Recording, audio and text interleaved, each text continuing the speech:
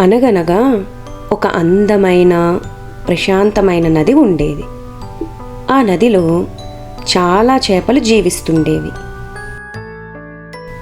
అయితే వాటిలో ఒక 3 చేపలు మాత్రం ఎప్పుడూ కలిసిమెలిసి ఆడుకుంటూ జీవించేవి. ఆ 3 చేపలలో మొదటి చేప పేరు సుమతి. ఈ సుమతికి తెలివి చాలా ఎక్కువ. ఎప్పుడూ మిగతా చేపలకు జాగ్రత్తలు చెబుతూ తను కూడా ఆ నదిలో జాగ్రత్తగా ఉండేది. ఎప్పుడు ఎలాంటి ప్రమాదం వస్తుందో అని ముందుగానే ఆలోచించేది. రెండవ చేప పేరు కాలమతి. దాని పేరులో ఉన్నట్టుగానే కాలానికి తగ్గట్టుగా స్పందిస్తుంది. ప్రమాదం వచ్చే వరకు ఆలోచించదు. ఏదైనా ప్రమాదం వస్తే మాత్రం సమయస్ఫూర్తితో తెలివిగా ఆలోచించి వ్యవహరిస్తుంది. ఇక మూడవ చేప పేరు మందమతి. మందమతికి తెలివి అస్సలు ఉండేది కాదు. ఎప్పుడూ ఆడుతూ పాడుతూ ఆ నదిలో సరదాగా గడిపేసేది. పేరుకు తగ్గట్టుగానే మందబుద్ధి కలిగినది. అలా ఈ 3 చేపలు ఆ నదిలో సరదాగా ఈత కొడుతూ ఆడుకుంటూ గడిపేసేవి. మరో పక్క ఆ నదిలో ఉండే మిగతా చేపలు, తాబేళ్ళు ఈ 3 చేపల స్నేహాన్ని చూసి కుళ్ళుకునేవి. ఇలా ఉండగా ఒకరోజు ఒక తాబేలు నదిలో ఏర్పడిన సుడిగుండం గురించి మాట్లాడుతుండడం సుమతి వింటుంది. ఆ తాబేలు మాటలను విన్న సుమతి చాలా కంగారు పడింది. తన మిత్రులకు ఈ మాట చెప్పాలని అక్కడ నుండి బయలుదేరింది. మిత్రులారా, ఈరోజు నదిలో సుడిగుండం వస్తుందంట. మనం అందరం జాగ్రత్తగా ఉండాలి. ఇప్పుడే ఒక తాబేలు చెప్పడం విన్నాను. అవునా? అయినా అది మన వరకు రాలేదు కదా, ఎందుకంత కంగారు పడుతున్నావు సుమతి? ఇలాంటివన్నీ నదిలో రావడం సహజమే కదా, అది పెద్ద విషయమేమీ కాదు. ఇలాంటివన్నీ చూడలేదు. లైట్ తీసుకోండి. మీరు అన్నీ ఇలాగే తేలిగ్గా తీసుకుంటే ఏదో ఒక రోజు గట్టి గుణపాఠం నేర్చుకుంటారు. రాబోయే ప్రమాదం గురించి ముందుగా ఆలోచించడం వల్ల మనం ఈ నదిలో సురక్షితంగా ఉంటాము. ఈ ముగ్గురు ఎప్పుడూ వాదించుకుంటూ అలాగే మళ్ళీ వెంటనే కలిసిపోతూ ఆ నదిలో ఆనందంగా ఉండేవారు.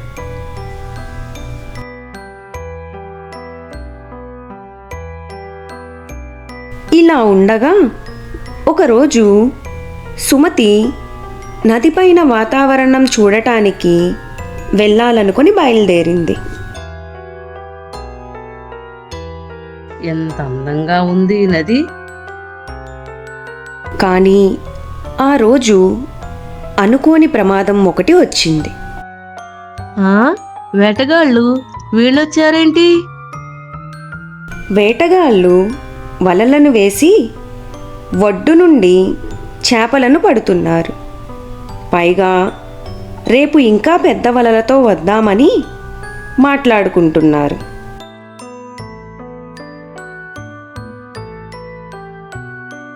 అది విన్న సుమతి కంగారు పడింది.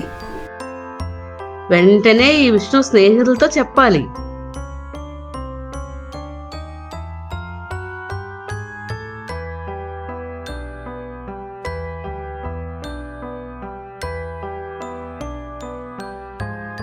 మిత్రులారా, నది ఒడ్డున వేటగాళ్ళు చేపలను పడుతున్నారు. వాళ్ళు రేపు ఇంకా పెద్ద వలను పట్టుకొని నది లోపలికి వస్తారంట. మనం ఇక్కడే ఉంటే వాళ్ళకు చిక్కిపోతాము. వెంటనే వెళ్దాం, పదండి. సుమతి, నువ్వు చెప్పేది నిజమా? అవును కాలమతి. అయినా వాళ్ళు వచ్చేది రేపు కదా, రేపు చూసుకుందాంలే సుమతి. ఇప్పటి నుండి ఆలోచించడం అవసరమా? సరిగ్గా చెప్పావు కాలమతి. ఈ సుమతికి అన్నీ కంగారే. అయినా వాళ్ళు మనల్ని ఏం చేస్తారు అంటూ కాలమతి మందమతి చాలా తేలికగా తీసుకున్నారు. మనకి ప్రమాదం వస్తుందని తెలిసినప్పుడు మనం మూర్ఖంగా ఇక్కడే ఉంటే మనల్ని మనం కాపాడుకోలేం. పదండి, పక్కనే ఉన్న కాలువ నుండి తప్పించుకొని వేరే నదిలోకి వెళ్ళిపోదాం. సుమతి, మొదట నువ్వు కంగారు పడ్డం ఆపు. పద, కాసేపు అలా ఈత కొడదాం. నేను ఇంత ఆత్రంగా చెప్తుంటే మీరంత తేలిగ్గా తీసుకుంటారేంటి? ఆపద వస్తుందని తెలిసినప్పుడు ముందుగానే ఆలోచించి ఆ ఆపద నుండి తప్పించుకోవడం చాలా మంచిది. లేదంటే తర్వాత బాధపడాల్సిన పరిస్థితి వస్తుంది. ఎంత చెప్పినా వాళ్ళ స్నేహితులు నిరాకరించేసరికి సుమతి ఒక చిన్న కాలువ నుండి ఈదుకుంటూ పక్కనే ఉన్న పెద్ద నదిలోకి సురక్షితంగా చేరుకుంది. మరుసటి రోజు వేటగాళ్ళు వలలను పట్టుకొని నదిలోకి వచ్చారు. వలలను నదిలో వేసి చేపలను పట్టడం ప్రారంభించారు.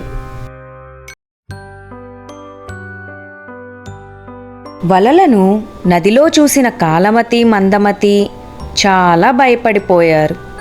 సుమతి చెప్పింది నిజమే. మనం తను చెప్పినప్పుడు ముందుగా ఆలోచించాల్సింది. నిజమే కాలమతి, సుమతి మనల్ని ఈ ప్రమాదం నుండి తప్పించడానికి చాలా ప్రయత్నించింది, మనమే వినలేదు. అలా అనుకొని తప్పించుకోవడానికి వేగంగా ఈదడం మొదలుపెట్టారు.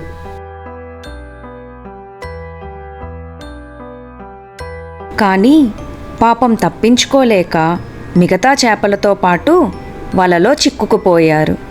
ఇప్పుడు అనవసరంగా మనం ఈ వలలో చిక్కుకున్నాం.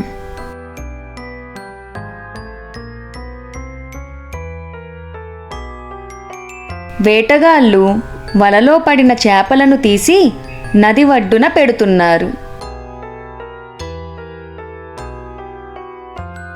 వలలో చిక్కుకున్న కాలమతి, మందమతిని కూడా తీసి పక్కన పెట్టారు. కాలమతి, నీకు తప్పించుకోవడానికి ఇంకా సమయం ఉంది, ఆలోచించు. ఐడియా. నేను చనిపోయిన చేపలా ఉంటాను.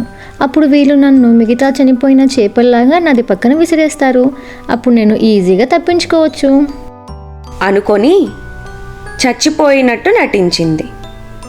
వేటగాడు కాలమతిని చూసి ఈ చేప చచ్చిపోయింది అనుకొని నది పక్కన ఉన్న బుట్టలో విసిరేశాడు. ఇదే అవకాశం కాలమతి, నదిలోకి తిరిగి దూకే. అలా సమయానికి తగ్గట్టుగా తెలివిగా ఆలోచించి మళ్ళీ నదిలోకి దూకి అక్కడి నుండి తప్పించుకుంది. కాలమతి కూడా సుమతి చెప్పినట్టుగానే పక్కనే ఉన్న కాలువ నుండి తప్పించుకొని పెద్ద నదిలోకి చేరింది. మందమతి మాత్రం తెలివి లేక, తప్పించుకోగలిగే మార్గం లేక మిగతా చేపలతో పాటు అక్కడే మిగిలిపోయింది. పక్కనే ఉన్న పెద్ద నదిలో సుమతిని కలుసుకొని కాలమతి జరిగిందంతా చెప్పింది. కానీ పాపం మన మందమతి మాత్రం తప్పించుకోలేకపోయింది. చాలా బాధ అనిపిస్తుంది. కనీసం నువ్వైనా తెలివిగా ఆలోచించి తప్పించుకోగలిగావు. అందుకే అపాయం ముందుగానే తెలుసుకొని జాగ్రత్తలు తీసుకోవడం మంచిది. చివరి క్షణాల్లో తప్పించుకోవడం సాధ్యమే, కానీ అది ఎప్పుడూ సులభం కాదు. నిర్లక్ష్యం ఎప్పటికైనా ప్రాణానికి ప్రమాదంగా మారవచ్చు. మీకు గనక ఈ కథ నచ్చినట్టయితే లైక్ చేయండి, షేర్ చేయండి, కామెంట్ చేయండి. మా ఛానల్ని సబ్స్క్రైబ్ చేసుకోవడం మర్చిపోకండి.